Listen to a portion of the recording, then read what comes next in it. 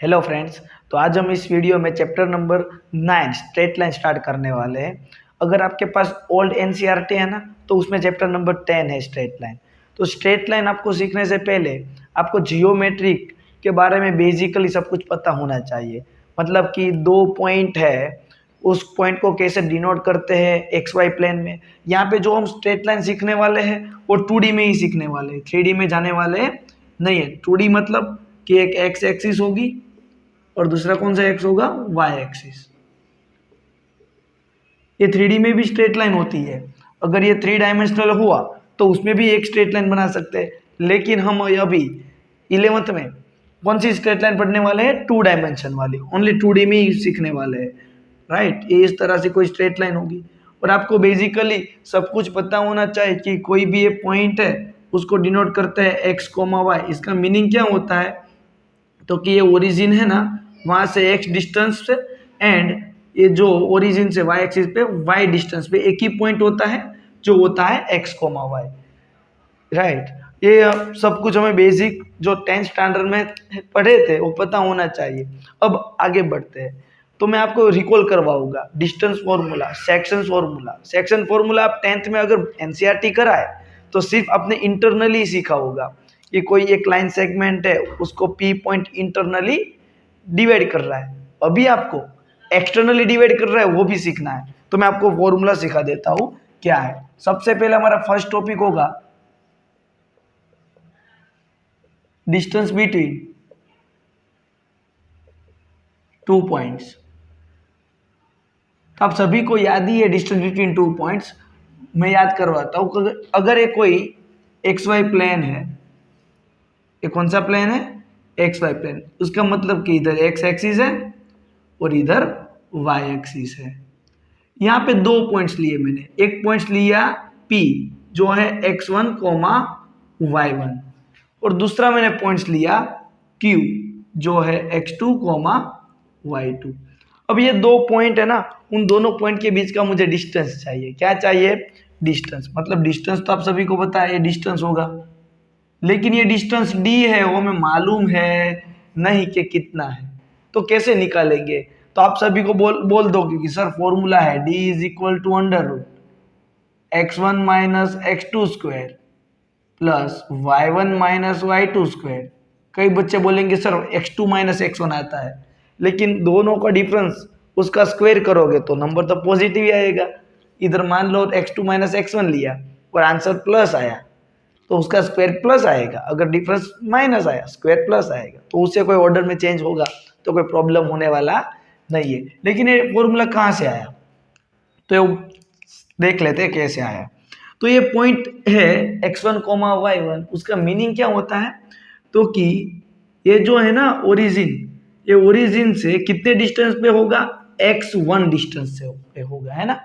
और ये y1 जो है वो कितने डिस्टेंस पे होगा, y एक्सिस पे y1 डिस्टेंस पे। ये दोनों डिस्टेंस सेम हो गए y1। इतना क्लियर है, ओके। अब मैं इस पॉइंट की बात करूं तो ये जो पॉइंट है वो ओरिजिन से कितनी हाइट पे होगा, तो कि ये कितनी हाइट है, y2 हाइट है। देखो तो मतलब कि ये टोटल हाइट कितनी होती है, y2 हाइट ही हुई ना। आप समझ रहे हो। मान लो कोई पॉइंट में इधर लिख रहा हूं 2,4, उसका मतलब आप x एक्सिस पे 2 तक गए होंगे और y एक्सिस पे 4 तक गए होंगे, तभी आपको ये दोनों मैच होने वाला एक पॉइंट मिला होगा 2,4। तो वैसे ये ऐसी इस तरह मैंने बोला कि ओरिजिन टू वो x2 डिस्टेंस पे होगा ये, और हाइट कितनी होगी उसकी, y2। अगर ये नहीं समझ में आया तो कमेंट करके बताओ, और समझ में आया तो कमेंट करके जरूर बताओ कि सर समझ में आ चुका है। चलो इतना पता चल चुका है आपको। अब देखो मैं इसको यहाँ पे ज्वाइंट कर रहा हूँ, कंस्ट्रक्ट कर रहा हूँ एक लाइन जो है पैरेलल टू एक्स एक्सिस। तो ये क्या होगा, 90 डिग्री एंगल बनाएंगे। क्यों, क्योंकि ये इधर 90 डिग्री है, इधर भी 90 डिग्री होता है, पैरेलल है तो एंगल सेम रहेगा। तो यहाँ पे आप सभी को दिख रहा होगा एक राइट एंगल ट्राइंगल। अगर मैं इधर नाम ए दे देता हूँ तो PAQ एक राइट एंगल ट्राइंगल है, यस। अब ये डिस्टेंस कितना है मुझे चाहिए और ये डिस्टेंस भी चाहिए। आप ध्यान से देखो, निकाल सकते हो। देखो ये डिस्टेंस कितना है y1, तो ये भी डिस्टेंस कितना होगा, y1 होगा। ये टोटल डिस्टेंस कितना है y2, उसमें से मैं इतना y1 निकाल दूं तो इतना डिस्टेंस बचा, जो क्या निकाला हमने, y2 में से y1 को निकाल दिया तो इतना डिस्टेंस बचा। देख लो, पूरा y2 था, उसमें से मैंने y1 को हटा दिया, y2 में से y1 को हटा दिया तो इतना ही बचेगा ना। सिमिलरली ये पूरा x2 है, उसमें से मैंने x1 को हटा दिया, मुझे इतना डिस्टेंस मिल जाएगा, जो कितना होगा, x2 माइनस x1 डिस्टेंस होगा। ये क्यों निकाला, क्योंकि मुझे ये लेंथ भी चाहिए थी, x2 माइनस x1, तो दोनों लेंथ मिल चुकी है। अब मुझे यहाँ पे इस ट्राइंगल के लिए, राइट एंगल ट्राइंगल के लिए पाइथागोरस अप्लाई करना है। क्या अप्लाई करना है बच्चों, पाइथागोरस। तो पाइथागोरस हाइपोटेनस क्या है, d, तो d square is equal to इस साइड का स्क्वायर जो है x2 माइनस x1 उसका स्क्वायर, प्लस दूसरी साइड जो है y2 माइनस y1 उसका स्क्वायर। इधर मुझे सिर्फ डिस्टेंस का d ही चाहिए, तो बोथ साइड स्क्वायर रूट ले लेते हैं, और डिस्टेंस कभी नेगेटिव नहीं होता तो पॉजिटिव स्क्वायर रूट ही मिलेगा, y2 माइनस y1 स्क्वायर। मैंने बोथ साइड क्या लगा दिया, स्क्वायर रूट, इधर स्क्वायर और स्क्वायर रूट कैंसिल आउट तो d बचा, तो हमें डिस्टेंस मिल गया। तो आप देख लो, डिस्टेंस का फॉर्मूला मैंने पहले ही बताया था, यही है, और वो कहाँ से आया है, आपके सामने मैंने प्रूफ करा। अगर कोई भी दो पॉइंट के बीच में आपको डिस्टेंस पूछ ले, ऐसे एग्जांपल में ऐसा दे देता हूँ 2,1 एक P पॉइंट एंड एक Q पॉइंट है 1,-2, find the distance between P and Q, then D is equal to under root, क्या करोगे, x2 मतलब के 1 माइनस x1 मतलब के -2 स्क्वायर ऐसा होगा, प्लस y2 खुद क्या है -2 माइनस y1 1 उसका स्क्वायर। आप लोग ये 10th में निकालते थे है ना, 1 माइनस 2 माइनस 1, लेकिन -1 का स्क्वायर होता है 1, -2 माइनस 1 -3, -3 का स्क्वायर होता है +9, तो ये दोनों पॉइंट के बीच में डिस्टेंस कितना है बच्चों, √10। इतना समझ में आया। अब देखते हैं सेक्शन फॉर्मूला, उसको मैं भी आपको रिकॉल करवाता हूँ, तो आपको बेसिक सब कुछ पता होगा, तो आपको ये स्टेप टू स्ट्रेट लाइन समझने में बहुत ही आसानी रहेगी और मजा भी आएगा। तो चलो देखते हैं सेक्शन फॉर्मूला। सेक्शन फॉर्मूला है ना, वो दो टाइप्स के होते हैं, या तो इंटरनली डिवाइड करेगा या तो एक्सटर्नली डिवाइड करेगा। इसका मीनिंग क्या, आप ये 10th स्टैंडर्ड में ऑलरेडी करके आए हो, मैं रिकॉल करवाता हूँ। अगर ये एक AB लाइन सेगमेंट है, उसको कोई एक ऐसा P पॉइंट इंटरनली, मतलब कि ये दोनों के बीच में से कहीं पे क्या कर रहा है, डिवाइड कर रहा है। देखो एक P पॉइंट है जो AB लाइन पे बीच में से डिवाइड कर रहा है। कैसे डिवाइड कर रहा है, तो कि वो AP का डिस्टेंस वो M रहेगा और P से B का डिस्टेंस रहेगा N, राइट। तो आप अगर AP बाई PB करोगे तो रेशियो आएगा M/N पे, तो ये इस तरह से डिवाइड करता रहेगा। P पॉइंट जो है वो इंटरनली डिवाइड कर रहा है, तो AP का डिस्टेंस डिवाइड बाई PB का डिस्टेंस, रेशियो क्या मिला, M/N। अब यहाँ पे अगर ये P पॉइंट मुझे चाहिए जो ब्लैक कलर से लिखा हुआ है x, y, और आपको ये दो पॉइंट मालूम हो तो डायरेक्टली निकाल सकते हो आप। किस तरह से, क्योंकि x, y जो आपको पॉइंट चाहिए वो पॉइंट इज इक्वल टू क्या होता है, ये जो M है ना उसके साथ ये बहुत क्लोज है, लेकिन ये इसका यूज नहीं करेगा, वो सामने जाएगा, मतलब कि M के साथ आएगा x2 प्लस, अब n की बारी, n उसके पास वाला नहीं यूज करेगा, सामने वाले का यूज करेगा, n x1 divide by total distance between a and b कितना है, m प्लस n। आप लोग ऑब्जर्व करो, सिर्फ मैंने x कोऑर्डिनेट लिखा है तो कहीं पे भी y नहीं दिखेगा आपको। अब फिर से m की बारी, वो a y1 पे नहीं जाएगा, वो सामने वाले y1 पे जाएगा, m y2। अब इस n की बारी, वो a y1 यूज करेगा, n y1, टोटल डिस्टेंस नीचे आएगा।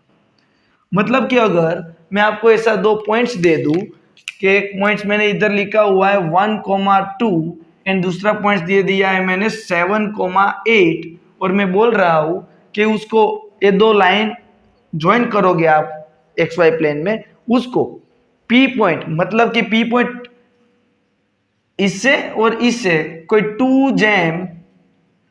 2/3 में डिवाइड करता हो, वैसा पॉइंट फाइंड करके दो। एक AB लाइन है तो आपको AP का डिस्टेंस और PB का डिस्टेंस 2/3 रहे, 2:3 3 रहे, 2 प्रोपोर्शनल 3 रहे, वैसा पॉइंट फाइंड करके देना है। तो आपको डायरेक्टली ये फॉर्मूला में वैल्यू पुट करनी है, तो आपको वो पॉइंट मिल जाएगा x, y। m कितना है 2 है, x2 कितना है 7 है, प्लस n1 कितना है 3 है, x1 कितना है 1 है, divide by total distance 2 + 3 5, comma और फिर से m है 2 और y2 है 8 प्लस n है 3, y1 है 2, डिवाइड बाय टोटल डिस्टेंस 2 + 3 5। तो अब देखो ये x, y is equal to कितना होगा 14 + 3/5 और इधर होगा 16 + 6/5, तो ये होगा 17/5, इन्हें होगा 22/5। मतलब कि आपको वो ए बी लाइन को ज्वाइन करते हो ना, तो बीच में एक ऐसा पॉइंट मिलेगा P 17/5 22/5 कि वहां से आप AP का डिस्टेंस निकालो और P से B का डिस्टेंस निकालो, उनका रेशियो आएगा 2:3। ये हुआ क्लियर? अब आपको लगेगा सर ये तो समझ में आया कि इंटरनली डिवाइड कर सकता है, ये एक्सटर्नली थोड़ी ना डिवाइड करेगा। तो एक्सटर्नली भी डिवाइड कर सकते हैं। देखो एक इमेजिनरी पॉइंट मानना चाहिए हमें, कोई P पॉइंट है जो ए बी लाइन सेगमेंट को बाहर से डिवाइड कर रहा है, मतलब कि बाहर से ए से P का डिस्टेंस टोटल है m, ए से P का डिस्टेंस कितना है m और P से B का डिस्टेंस है n। तो यहां पे आपको AP by PB m/n ratio में डिवाइड कर रहा है। किस में डिवाइड कर रहा है? m/n रेशियो में। अब मैं आपको एक एग्जांपल भी दूंगा कि कौन से टाइप के ऐसा पॉसिबल हो सकता है, कहाँ पे पॉसिबल नहीं हो सकता, इंटरनली एंड एक्सटर्नली पता कैसे चलेगा, वो भी मैं आपको समझाता हूँ। पहले मैं आपको नॉर्मल फॉर्मूला समझा देता हूँ।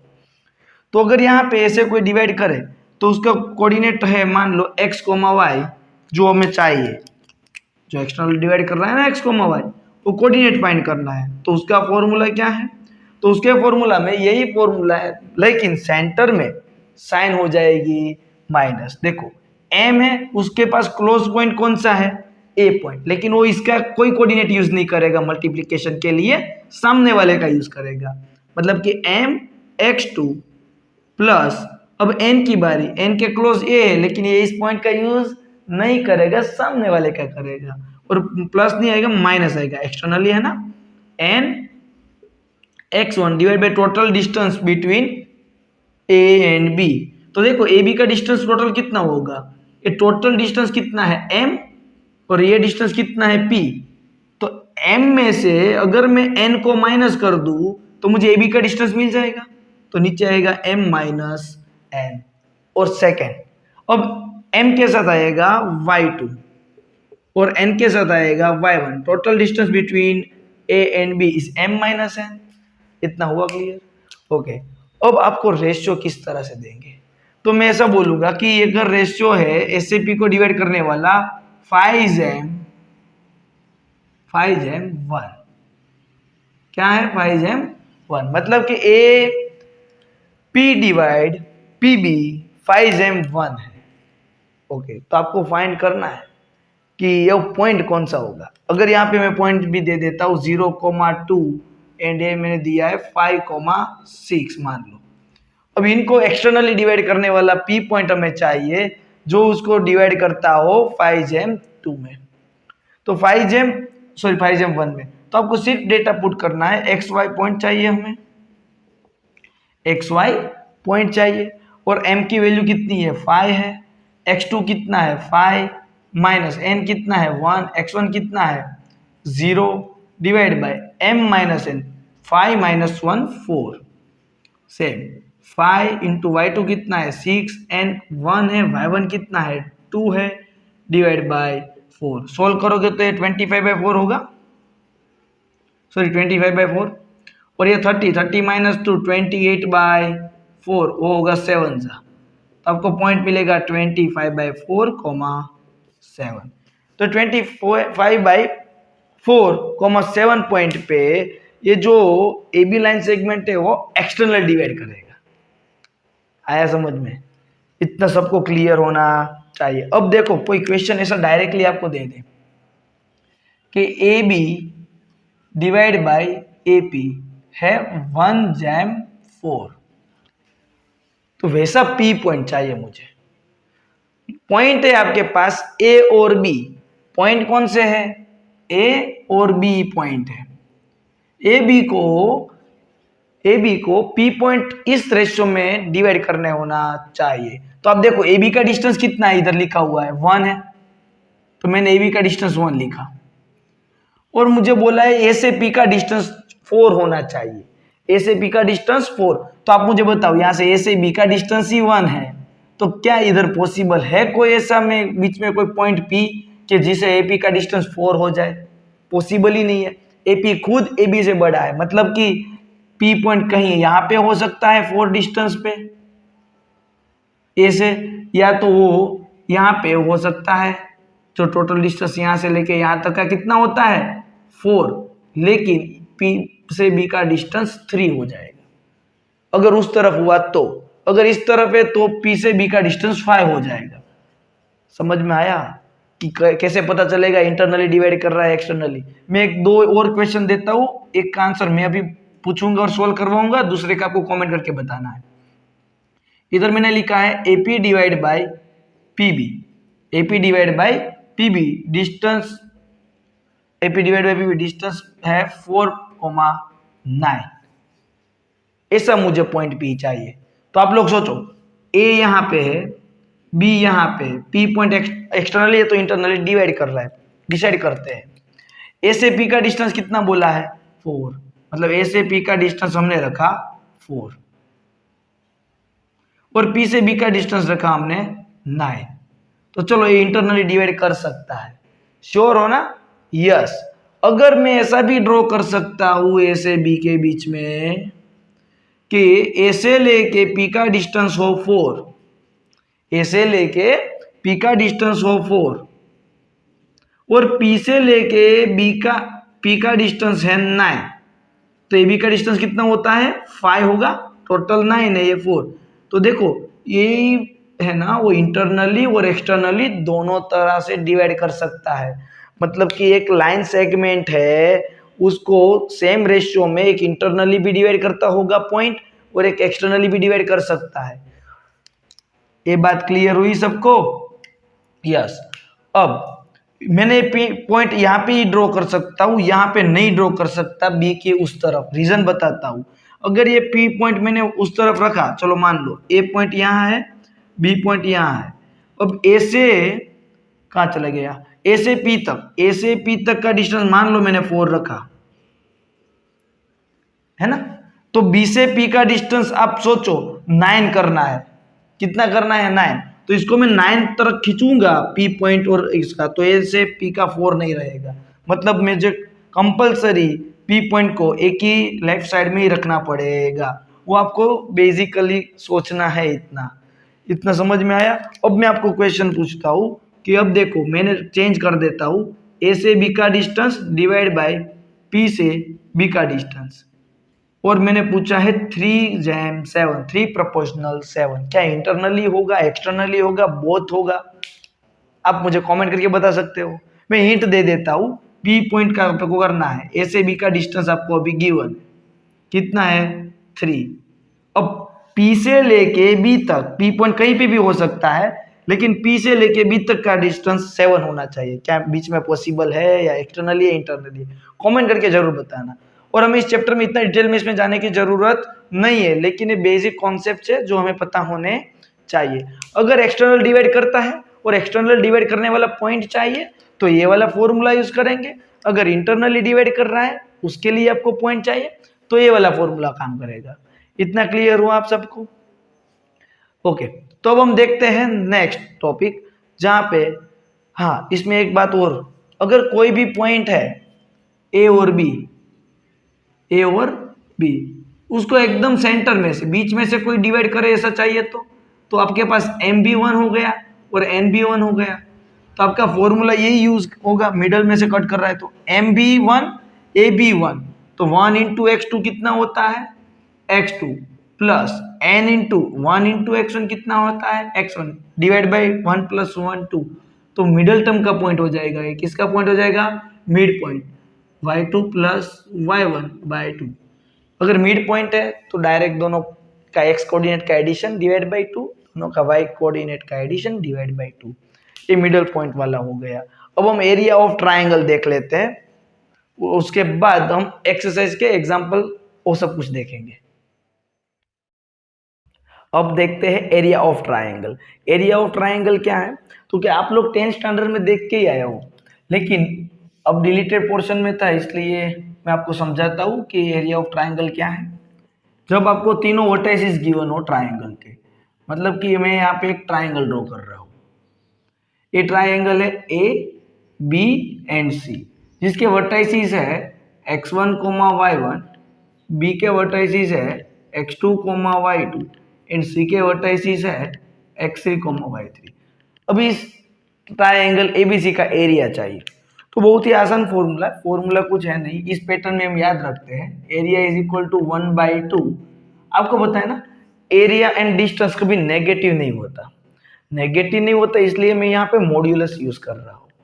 और हम फॉर्मूला याद रखेंगे x y minus y plus x y minus y plus x y minus y modulus over 1 2 3, उसके बाद 1 को पीछे ले दो, 2 को आगे लाओ, सर्कल घुमाना है, 2 3 1, अब 3 को फिर से आगे ले दो, 1 पीछे 2 आएगा, 3 1 2, ऐसे याद रखते हैं।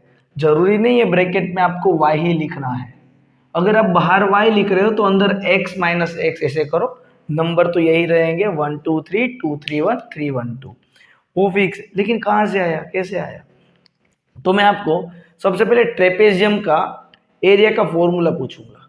ट्रेपेजियम आप सभी को पता है, अपोजिट साइड पैरेलल हो उसको हम क्या बोलते हैं, ट्रेपेजियम।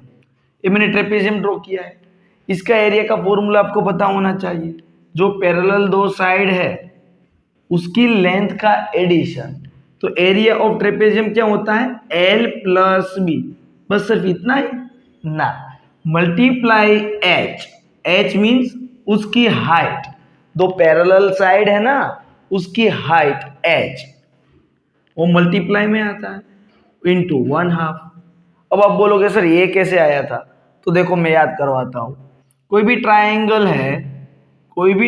है उसका अगर हमें एरिया निकालना हो बाय साइड से, तो ये बेस है और ये हाइट है h, है ना, तो हम क्या एरिया लिखते थे, क्योंकि area is equal to 1/2 base into height, ये फॉर्मूला था। तो मैं इस ट्रेपेजियम में क्या मैं दो ट्राइंगल नहीं क्रिएट कर सकता, आसानी से क्रिएट कर सकता हूं। कैसे, देखो हो गया दो ट्राइंगल, ये नीचे वाला ट्राइंगल है उसका एरिया का फॉर्मूला मैं A1 को नाम दे देता हूँ और वो होगा 1/2, उसकी हाइट h है और उसका बेस b है, तो मैं इतने तो एरिया मिल जाएगा, पक्की बात, यस। लेकिन ये एरिया कैसे निकालोगे, तो देखो ए साइड है ना उसके ऊपर मैं बेस क्रिएट कर रहा हूँ, बेस तो यहाँ पे होगा उसका, जरूरी नहीं है बेस ट्राइंगल के इनसाइड ही हो, याद आया आपको, वो बेस है ना वो बाहर भी हो सकता है, तो मैंने बाहर ले लिया, लेकिन हाइट तो दोनों की सेम रहेगी ना h, यस एग्जैक्टली। तो उसका एरिया का फॉर्मूला है A2, वो होगा 1/2, हाइट तो h ही रहा, लेकिन बेस ये पूरा लेंथ नहीं लेना होता, सिर्फ यही लेना होता है l, दोनों का एडिशन कर दो, जैसे ही दोनों का आप एडिशन करते हो तो टोटल एरिया मिल जाएगा ना आपको ट्रेपेजियम का।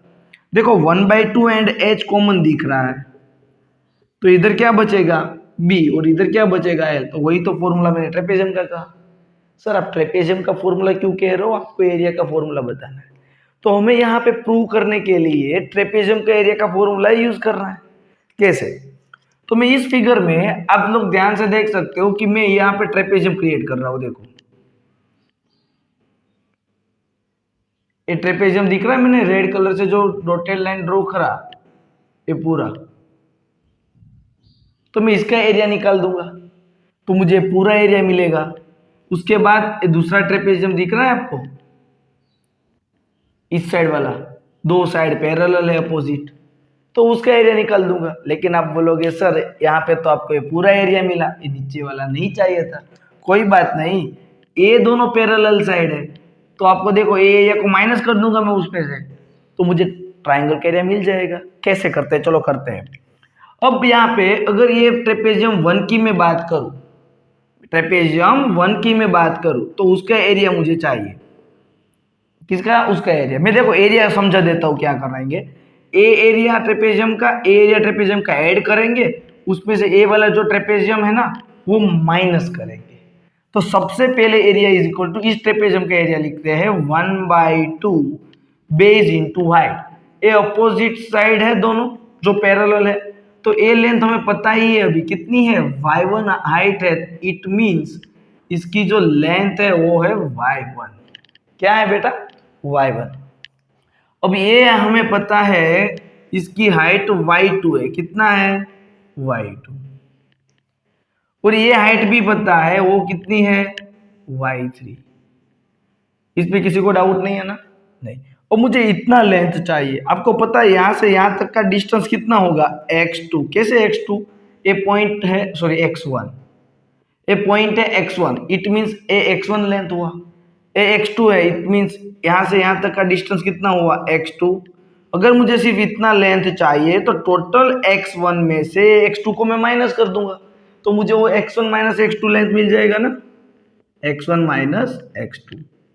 सिमिलरली यहां से यहां तक की जो लेंथ है वो x3 है, मुझे सिर्फ इतना चाहिए, तो वो क्या होगा, x3 माइनस x2।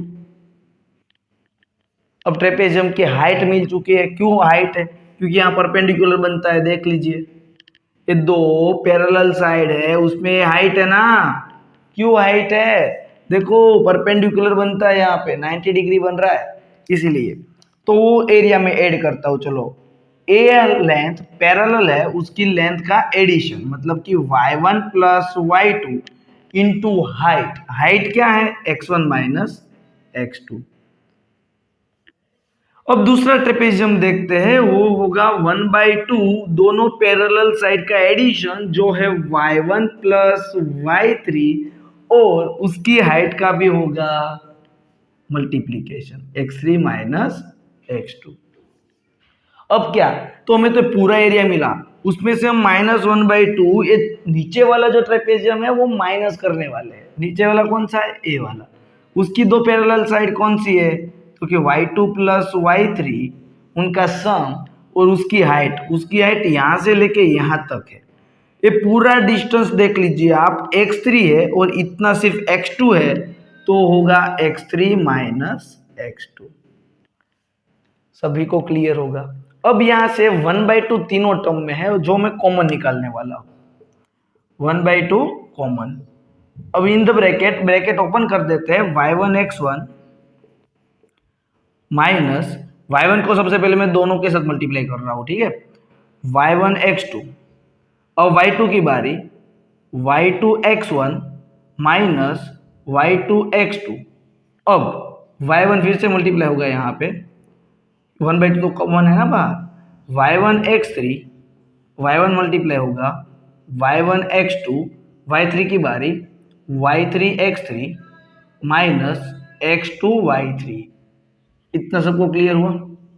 अब सब्ट्रैक्ट भी करना है ये वाला टर्म, तो एक बात ध्यान रखो, वो माइनस साइन है ना वो y2 के साथ है, तो -y2x3 minus y2x3 minus y2 minus x2 minus minus plus y2x2 minus y3 x3 minus y3 minus minus plus y3 x2।